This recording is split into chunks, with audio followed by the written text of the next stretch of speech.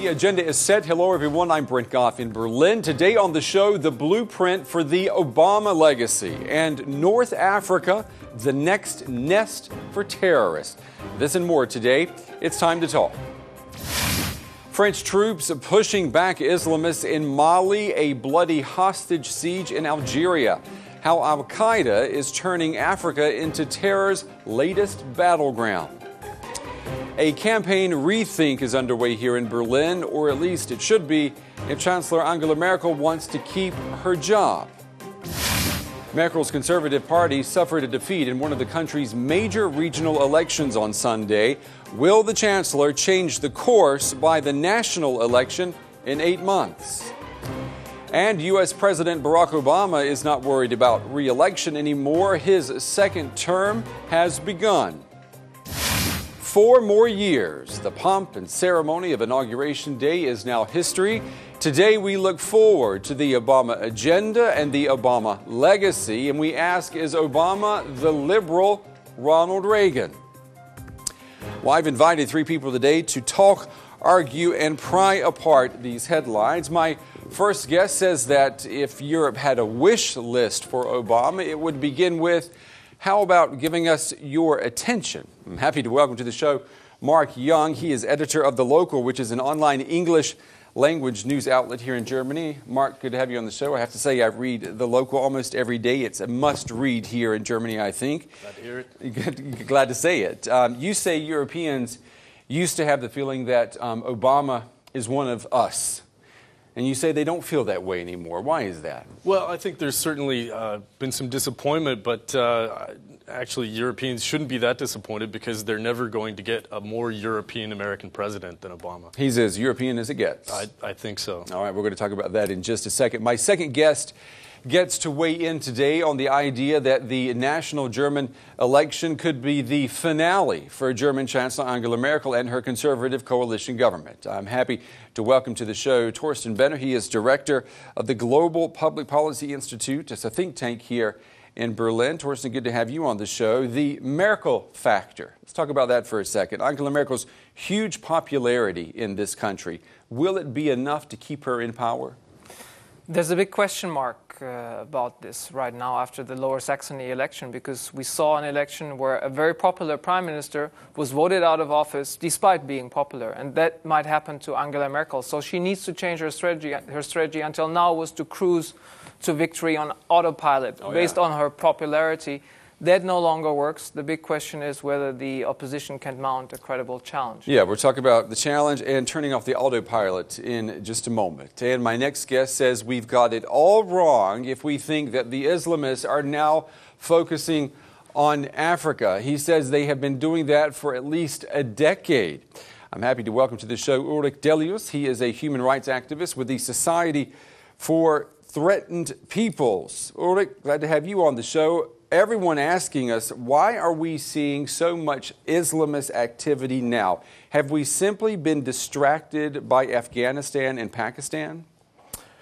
Certainly nobody has been shown any interest in Mali for a long time. When German Chancellor Angela Merkel raised the issue for the first time 3 months ago, everybody asked us, all the politicians, by the hell, where this country is situated. So they knew nothing about it. Yeah, I mean, that is a very good point. I'm going to pick up on that too, Ulrich. If you had asked people a year ago to tell you where Mali is on the map, most would have struggled to give a correct answer. Well, not today. French troops are in Mali fighting to keep Islamist guerrillas from taking over the country.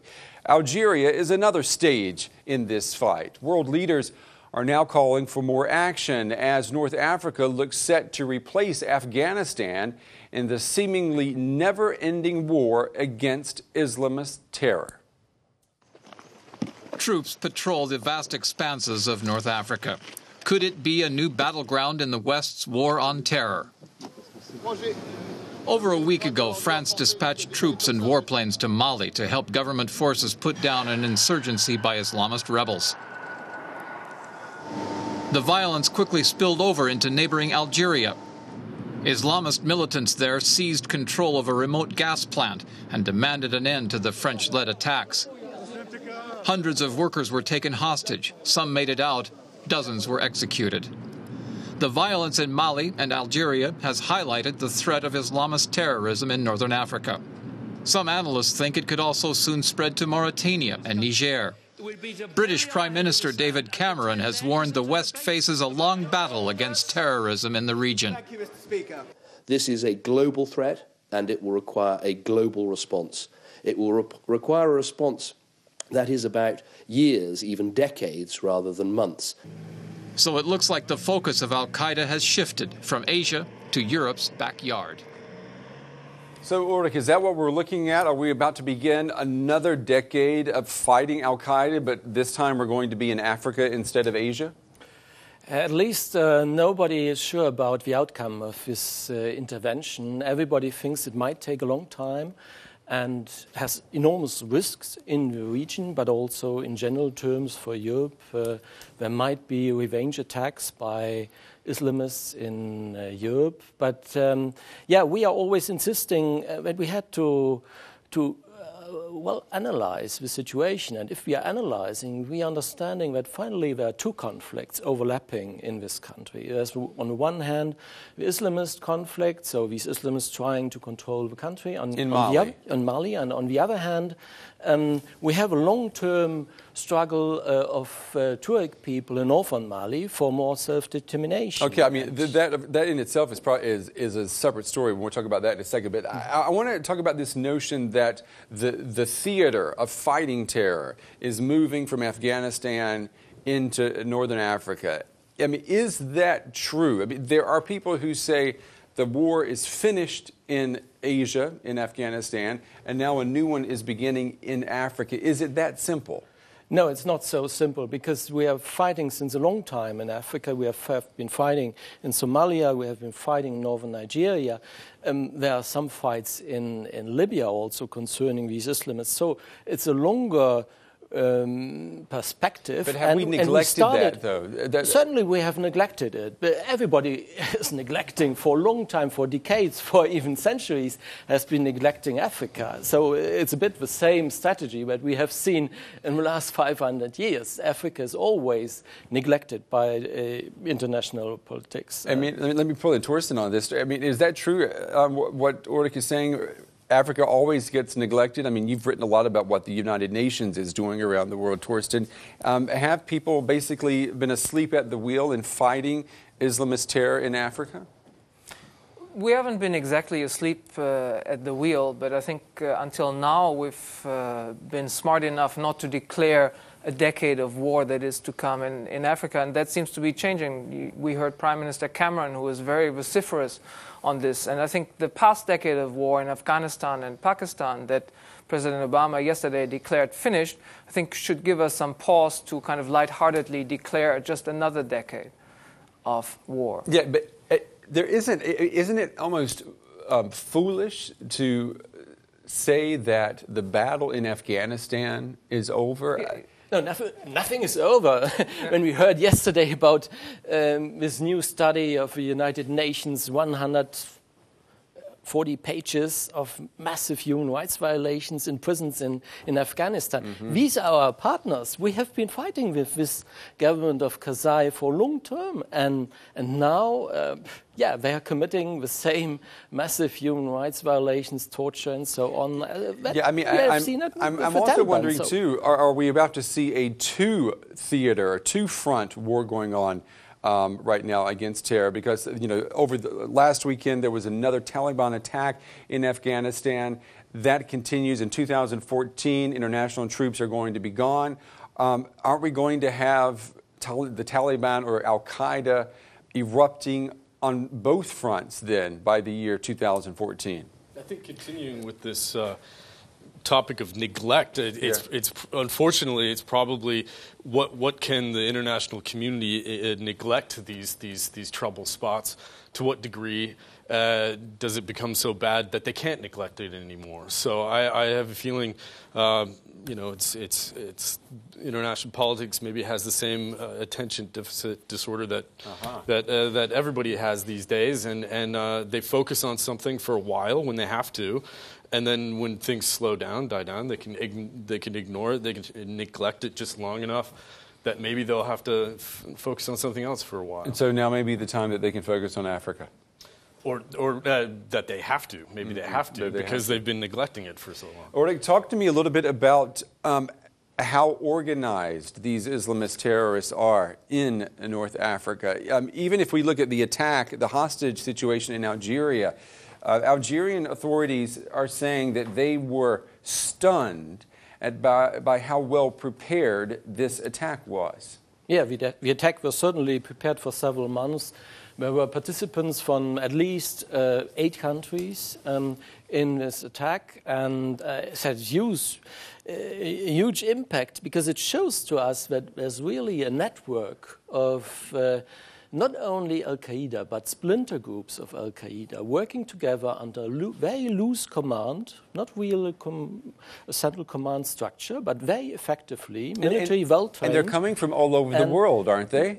Not really all over the world. There was one Canadian among them, but all the other ones came from neighboring countries in Northwest Africa and East Africa. Okay. So, but they are affiliated to AQIM and so Al-Qaeda in Islamic Maghreb, and they're even exchanging their hostages for some time. So they are taking hostages in one country, so for example in Mauritania, and somebody else in Mali or in Niger is claiming now you have to pay the ransom.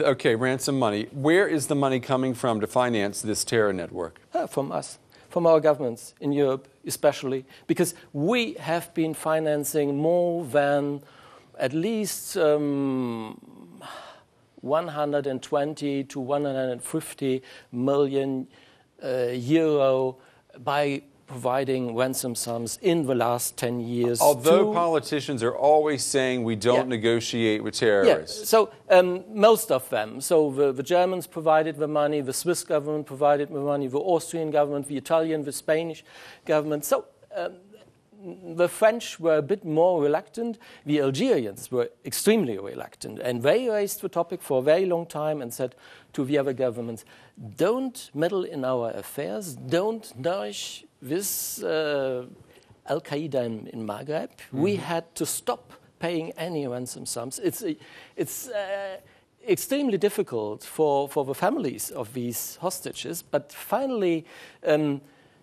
these Islamists were working with fear and money. Yes. The what fear, you're saying here, though, they're imposing many, for us, it's difficult to understand their Sharia laws, so why they are flogging people, why they are amputating people, but mutilating them. But finally, they are providing money to the people, money to young people who have no jobs. You mean the poverty, the unemployment in North Africa is fertile ground for Al-Qaeda and their groups. But first of all, they destroyed the tourism industry from which these Tuareg people have been living from. Okay. Now there's no perspective for them anymore, so they are completely relying on help from outside. And Al-Qaeda is offering them money, the double of what the Malian army is offering. So if you're fighting for us, So if Europe in particular, as you're saying, if Europe is responsible for paying out this ransom money,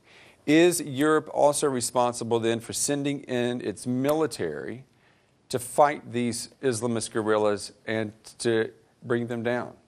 So, gentlemen, come on. Thorsten, what do you say? First of all, I would dispute that the ransom money that Western countries paid is the main driving factor for these Islamist groups taking root in these countries. The main driving factor, and you mentioned that before, is bad politics in the countries, that groups that are marginalized, such as the Tuareg, they kind of join up with Islamist groups because they offer them a better deal, at least for a while. And so what we have to do, outsiders, is to make sure that the politics in the country work in a way that public goods are being provided to the average citizens, also in marginalized areas. You're saying then that European countries need to meddle in the domestic policy of North African countries, and that's colonialist behavior, isn't Not necessarily. It could also be helping out with development. There's a fairly well-known very ambitious project, I believe, led from Germany called Desert Tech, with the idea of building massive solar power stations across the Maghreb. The idea that they have cheap and renewable energy that they then sell or ship to Europe. The idea pulls everybody together. There's a common interest in stability there.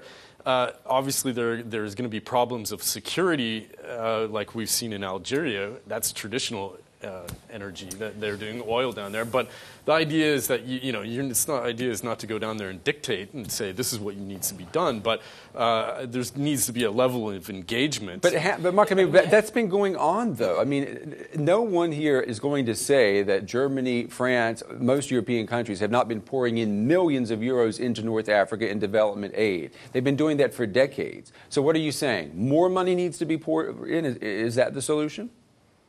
It's not only a question of money, it's also a question of good governance. And we didn't have any good governance in Mali for the last 2 years at least. And it's a very good partner of France. So France was well informed. France told the Europeans for a very long time, we are the masters of West Africa. We know with whom we had to partner, with whom we had to deal, and in what way. Please keep outside. It's our affair. And finally, what we are seeing now with this nightmares that they completely failed in predicting the situation. They didn't predict the military coup which has been launched last year, which was the beginning of this crisis, and they didn't predict also the latest intervention by Mali Islamists. So 2 weeks ago, that they really tried to get to Bamako. Okay. Nobody predicted that. So it's a failure of French and also American intelligence. We're running out of time. Let me just ask you very, very quickly, Ulrich, do you think, you say France has failed in containing this,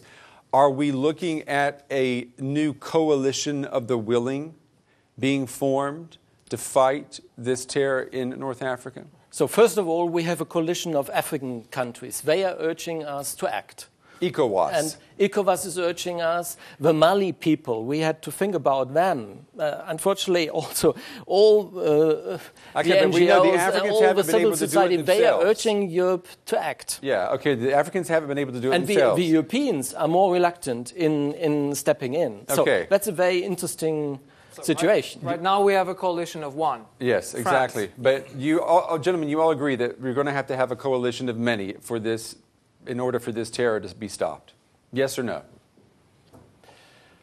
I think the burden needs to be spread. I think on one hand you're saying it's totally correct what he's saying. France was saying this is our backyard, but on the other hand I think Europe needs.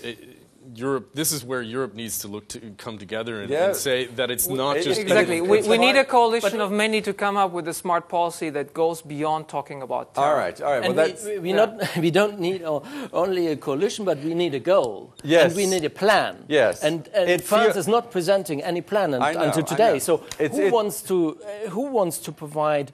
soldiers to France. It's interesting what you're saying. It if feels they have no idea where they're fighting for and in what way. 2001 all over again, Ulrich. I tell you, the discussion. I think we've had this discussion before. All right, let's move on. Let's talk about the German Chancellor Angela Merkel. She is known and admired by some for her reserved nature.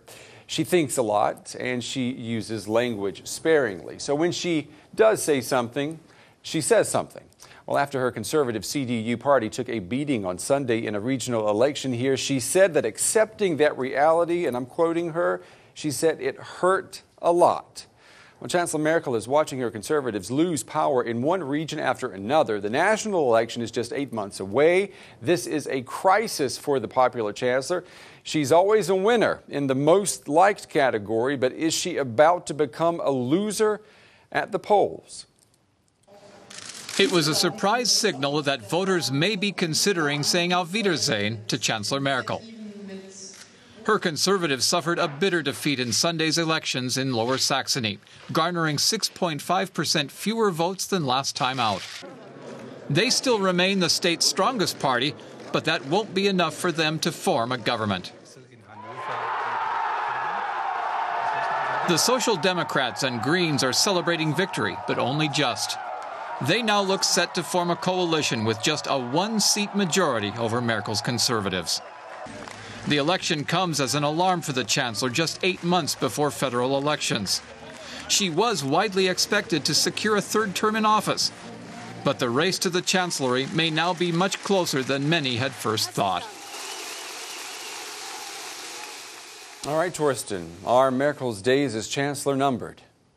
That's way too early to say that her days are numbered. She's still the favorite to come in first in the elections in September. Her party will most likely be the strongest party. The big question, though, is will she get a coalition together to continue governing? And what do you think? Will she be able to do that? The odds are still in favor, but the question marks have increased over the past days because she had, as I said, tried to cruise to victory just on her popularity. That's no longer enough. She now needs to make a more forceful case why the Germans should keep her in office for another 4 years. And we'll see whether that case is forthcoming. And it's tougher for her now that they lost the majority in the lower house. So her current coalition, which is not very popular, coalition is much less popular than she personally, cannot really get things done. And what's interesting is that things in Germany economically are, running fairly well. You don't have the complaining that you find in Southern Europe. If things stay that way, why shouldn't she just stay on autopilot and cruise back into a third term? Because she cannot be sure that she'll get the necessary votes. So what's going on here then? Why, if things are so good here in Germany, why would people want to vote her party and vote her out of office? I mean, it's like schizophrenic behavior. It's not necessarily schizophrenic, because if things are going well, why not try it with somebody else? Things are going well anyway. Well, what about things are not really going well? A lot of the criticism of Merkel is that things are going well despite her government. You were saying they lost they've now lost the upper house, which represents the federal states, and you're saying that they can't get anything done. But I think a lot of critics of the center-right coalition would say, even when they had it, they couldn't get things done. This was supposedly Merkel's preferred coalition with the Free Democrats.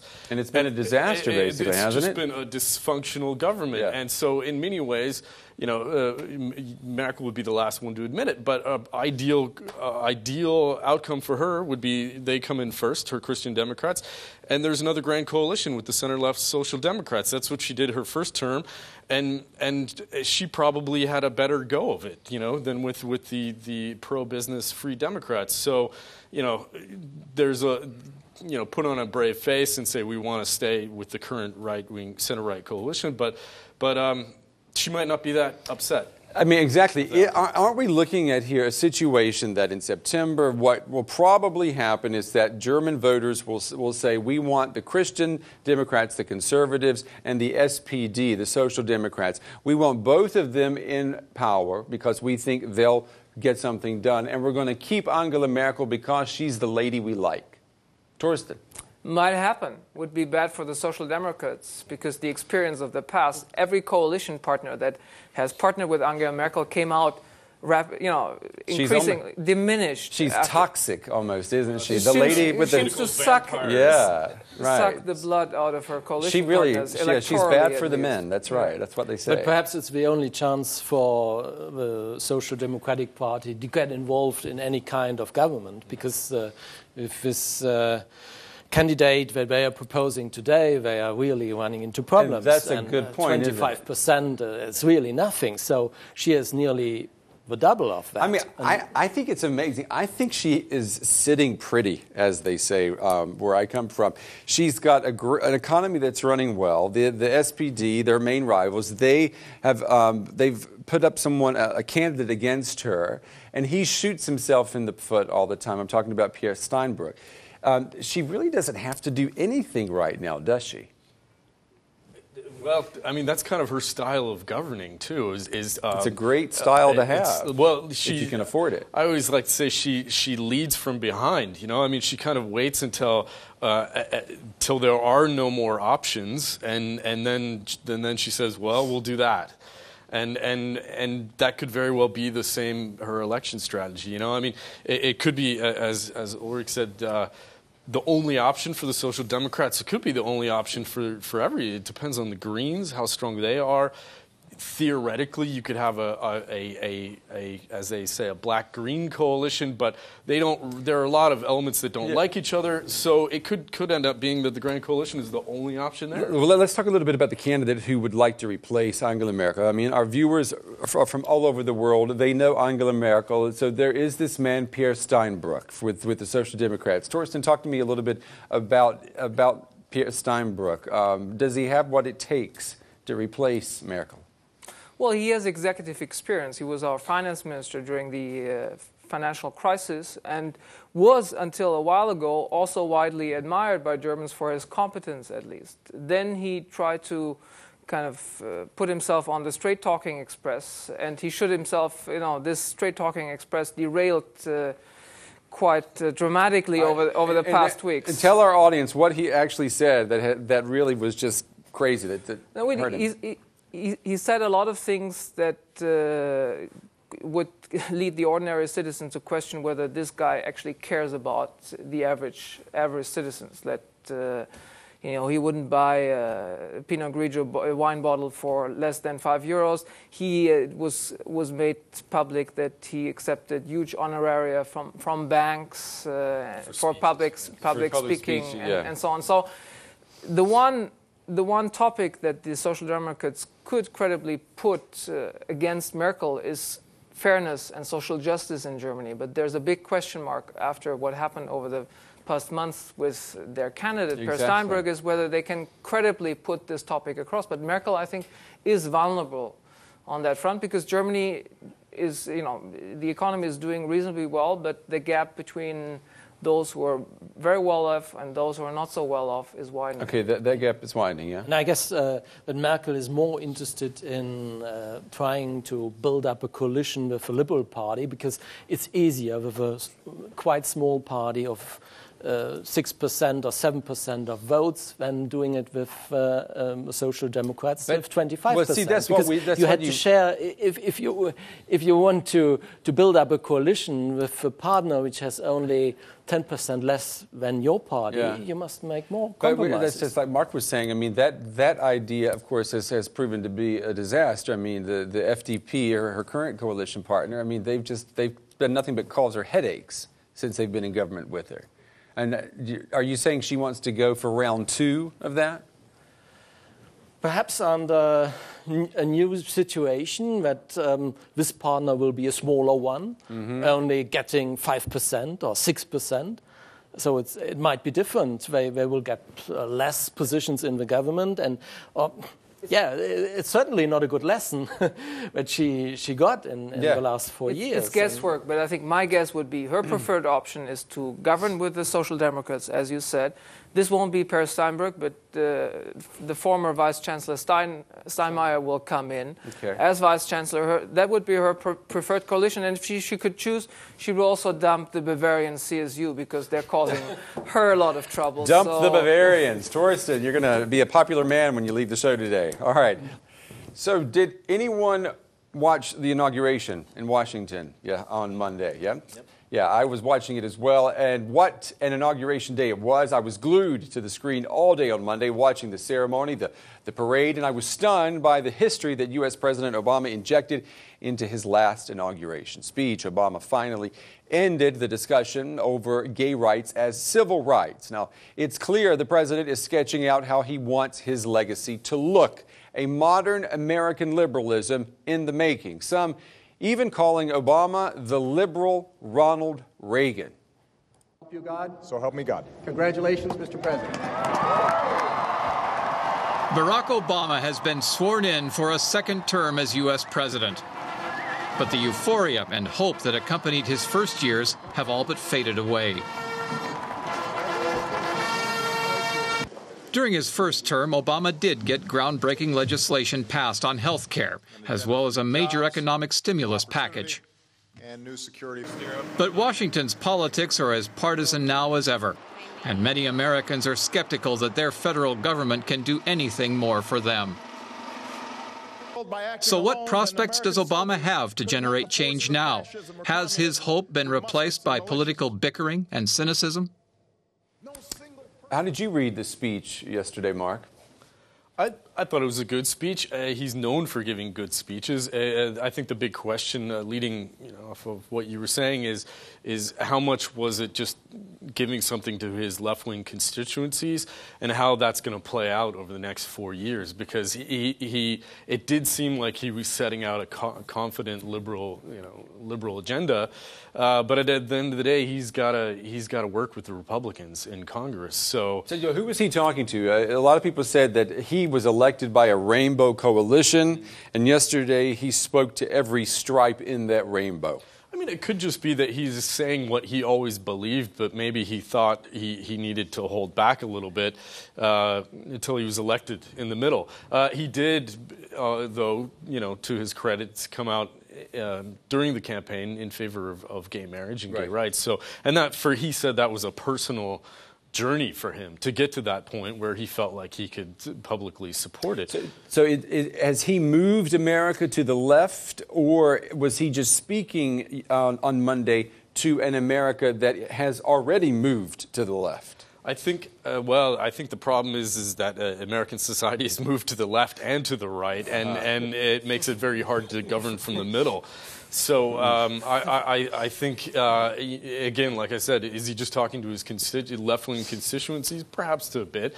It could be that he's trying to recapture a bit of that hope and spirit that he had when he first took into office. That's obviously taken a beating over the past 4 years, not only with partisan bickering, but also just the economic reality of daily life in America. I mean, it's hard to imagine that the Republicans are going to continue, applauding the president the way they did on Monday. I mean, ask all of you gentlemen, is Obama going to be successful at bridge building between the Republicans and the Democrats? What's your feel on that? He's in his last term. He has nothing to lose now.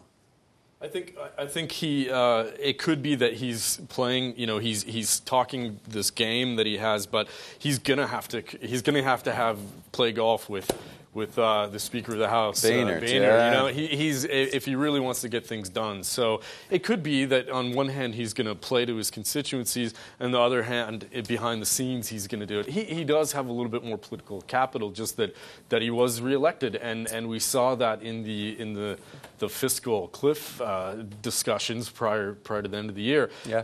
That he, I think it also might be that he let his opponents frame the debate on a lot of important issues like healthcare, and maybe he's learned from that. Maybe he's deciding he's going to take the initiative to try to frame something, and he's still going to have to compromise. Otherwise, he's not going to get anything done. So what is he going to get done? These are all U.S. issues, and I'm much more interested. What about foreign policy? What conception of foreign policy he has? Will it change in a way? Because it would be also fine if the U.S. government would introduce and respect more human rights, for example, in foreign policy. Up to the last 4 years, we haven't seen lots of initiatives. He announced that he wanted to close Guantanamo, and 4 years later, Guantanamo is still open. So what does that mean? It was a very inward-looking speech. I think it was very focused on domestic policy. That could be, fatigue from 2 wars. As you were saying earlier in the show, a decade of war. So I think it was very inward-looking, and I think that's going to be, in particular for Germany and for Europe, is will Obama give him the time of day? He obviously, Washington still needs to work with Europe. It's still the closest allies, transatlantic allies. But he did not mention Europe. I listened to the speech. He mentioned Asia, South America, Africa, places where America wants to project power, project freedom and democracy. He did not mention Europe. Yeah. And that's a good sign. I think it's a good sign for Europe, because we're not a trouble spot. I mean, he was worried for a few months he wouldn't get re-elected because of the euro crisis. That worry is past him, and he doesn't have to worry about so much what is going on in Europe. I mean, Europeans should be able to kind of solve their own problems, working with partners, working with the Americans. So I think it's just perfectly fine for us. I mean, there's many Germans and Europeans who are totally fixated on the idea, doesn't Obama care about us anymore? It's good that he doesn't lose sleep over Europe. I think it's a very good sign, and we should offer the Americans something, what we want to do together with Asia, what we want to do on issues such as climate change that he resurrected yesterday, which I found also quite an important step. I think Marc is right, too, about this speech being inward-looking. He was talking to his voters. What are the issues, then, where you think he can make serious progress on? Are we talking about immigration reform, gun control? Where do you see his legacy being strongest? Those are clearly two important points. As well as social cohesion. We in America, it's even obviously far more than Germany. This drifting apart of the rich and poor, and I think that to me is the key, is a very key issue. Is trying to narrow that gap, or at least try to keep it from going out further apart. Because if you lose that social cohesion, everything just starts to fall apart. America has always lived from the so-called American dream of social mobility, and there was a study that came out last year that showed, which many right-wing Republicans would talk about ossified socialist Europe, but there was these European countries that had greater social mobility than America. And the minute that you lose that social mobility, the idea that, for example, someone like Barack Obama can come from a moderate upbringing and become president, yeah. If that no longer is valid, then suddenly there's a big problem for social stability in America. And I think you've even seen from some right-wing commentators that the recognition, there's going to be an argument about how you do it, with what degree of government intervention, but there is a slow recognition that something needs to be done. Otherwise, you're heading more towards a society like Russia or South Africa or Brazil, where you have the haves and the have-nots. But isn't there a tremendous amount of goodwill that has been given to Obama? Because I remember, if we go back in time to the second term of George W. Bush, there were very few people talking about Bush crafting his legacy. There were a lot of people, both conservatives and liberals, who were saying, let's just get through this and get it over with.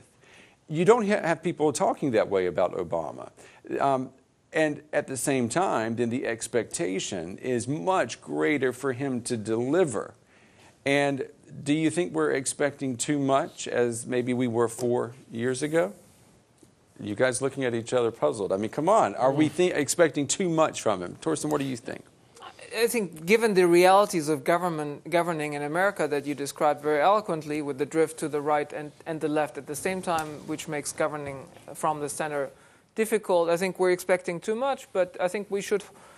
He set out a nice agenda in this speech, and we should hold him to account in terms of him being able to muster the coalition that it takes to realize this agenda in our time, as he said yesterday.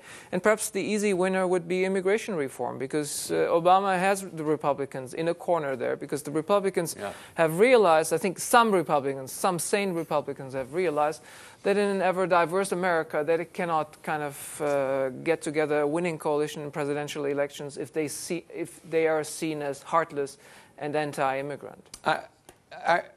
I would also maybe argue that Obama has a little bit of the Angela Merkel factor going for him. He is in a very privileged position now.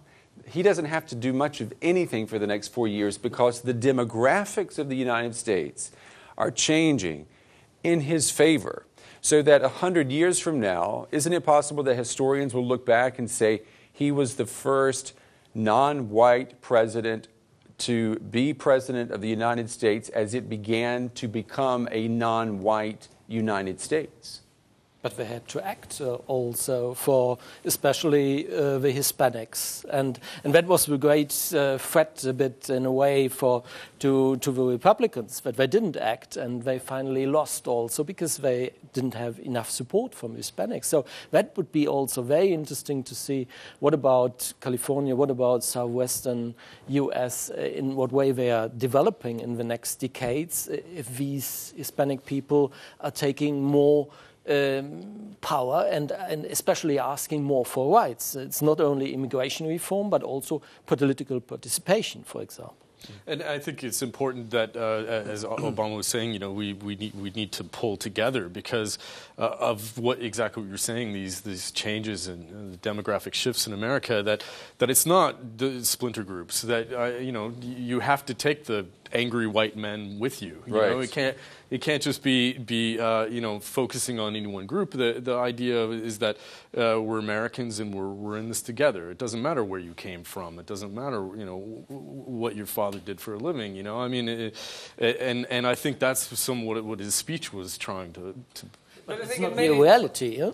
It's not your reality. Go into the prisons, and you will find lots of black people, lots of Indian people, and many more than finally the percentage of the population is. Without a doubt, but that's why I was talking about. You've got to have that social mobility. Otherwise, it falls apart. We're running out of time. Just a question for all three of you. Give me a yes or no. Is Obama, with his legacy building, is he going to be a president we remember like Lincoln, Roosevelt, Reagan? Is he the new liberal Reagan?